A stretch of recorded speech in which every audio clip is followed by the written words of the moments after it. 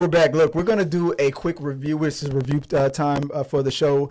We recently saw an advanced screening. We were invited to see the movie F1 starring Brad Pitt. And we want to give a quick review on it. We saw it, last week, right? Last Monday. Yeah, and then there was another screening of it this past Monday, but I think the movie came out either today or tomorrow. And I was just told that it coincided with the beginning of the actual was it what is it? F1? Yeah, F1 The races and whatnot. I was like, that's good. That's brilliant marketing.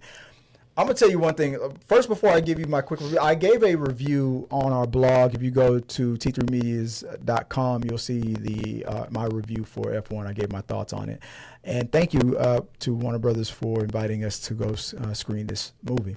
So, you want my full written review? Go to our website and let us know what you think. This is my quick little video review of it. We forgot to do a right out of the theater review of it. And there's another channel out there. I promise I wouldn't talk about that channel that much in this channel anymore. Who made a little claim or a little joke that they started the whole out of theater review.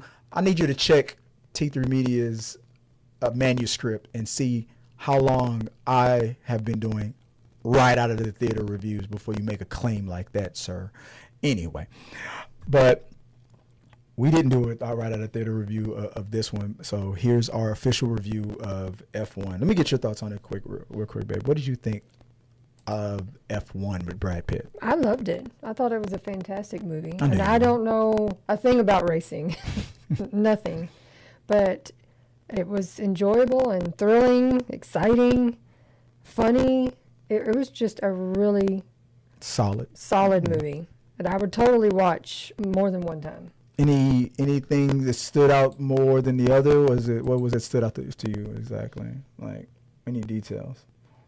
I mean, it's made by the same people that did Top Gun Maverick, right? So it doesn't surprise me the angles of the racing from the. 'Cause you loved that movie. Yes, yeah. You're seeing them from inside the car. Right. And all those angles so that it seems very realistic, like you're racing, which that's a really nice, people tend to like that. So it seems like you're in the moment. Yeah. And just, I just felt like the way it's got some of those points of what people would say, oh, it's that standard feel-good type of movie. Bromance kind of. But I don't know. There was a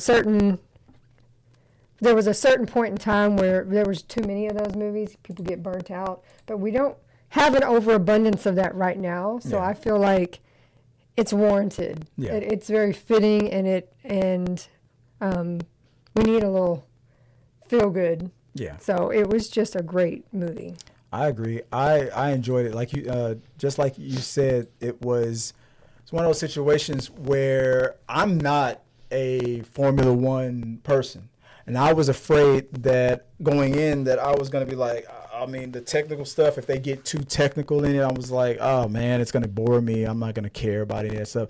But the way they explained it in real time and was quick. It didn't take me out. And I was like, oh, I learned something. Oh, okay, that's how points work. Oh, that's why. Because the joke about like racing, like I think it was on The Simpsons, they always said that people only really watch for the crashes and whatnot. The crashes was like, when I say worse, I don't mean worse like the movie was bad. I mean like the worst part, because you really feel bad for when you see these racers go through that. They didn't glorify the crashes to that point where you could make that joke. No. When you saw that happening, I was like, "Oh my God, no! I hope they're okay." Which I guess what people should have been doing the whole time. A lot of edge of your seat. Yeah. I mean, you're watching, going nail biters and stuff. But it's a movie, a genre that I had no experience in. It brought me in. It educated me, and it entertained me. But I'll tell you this right now. I had no interest in seeing. I knew this movie was coming out. I knew who made it. I didn't watch any of the Top Gun movies, and I will watch it on this channel. But when me and my wife were at the movies and I saw that trailer and I saw that what's his name from Snowfall? Mm-hmm. What's his name?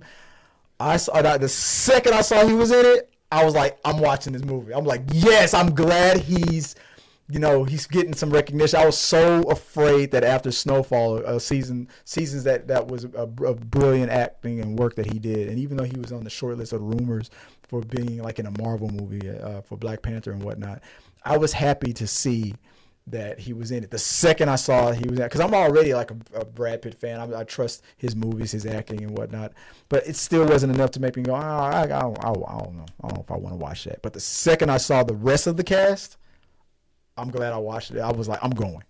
And like the sound quality, the cinematography, just like you said, the way it was paced, the way it was shot, it was all good.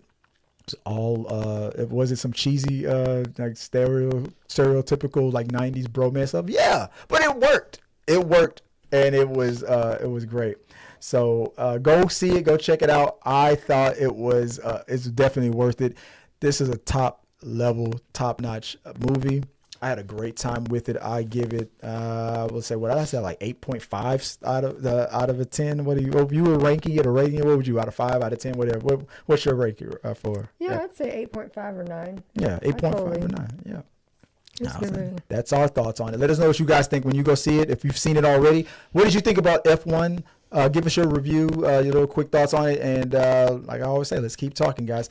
Share it with us. Okay.